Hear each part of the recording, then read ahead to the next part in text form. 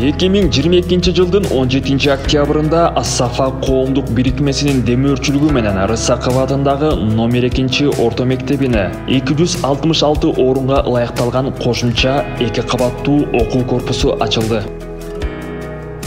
Жалпы аянты 1148 метр квадрат болгон 2 кабаттуу окуу корпусу өз ичине окуу кабинеттерин, лаборатория, китепкана, ашкана жана административдик жайларды камтыйт.